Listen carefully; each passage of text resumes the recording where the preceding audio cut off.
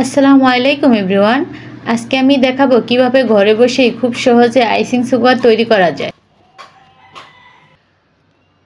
প্রথমে চিনি শিলপাটায় ভালোভাবে গুঁড়া করে নিচ্ছি। আপনারা চাইলে ব্লেন্ডার করেও নিতে পারেন।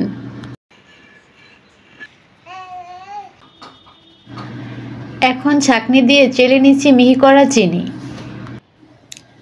আইসিং সুগার কেক, বিস্কুট থেকে শুরু করে অনেক মজার মজার কাজে ব্যবহার করা হয়। বাজারে বেশি দামে কেন কিনবেন এই আইসিং সুগার? ঘরেই অল্প খরচে বানিয়ে ফেলুন অসাধারণ এই আইসিং সুগার। একটা মেজারমেন্ট কাপ দিয়ে 1 কাপ চিনি গুঁড়া মেপে নিলাম।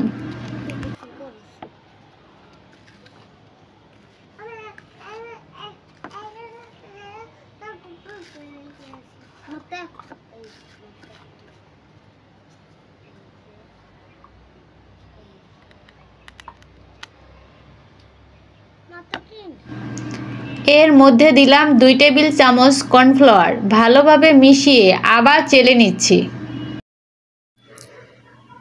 বিশেষ করে যারা সুগার আর্টের কাজ করেন তাদের জন্য তো আইসিং সুগার অপরিহার্য, তাই এখন থেকেই বাড়িতেই তৈরি করে ব্যবহার করুন।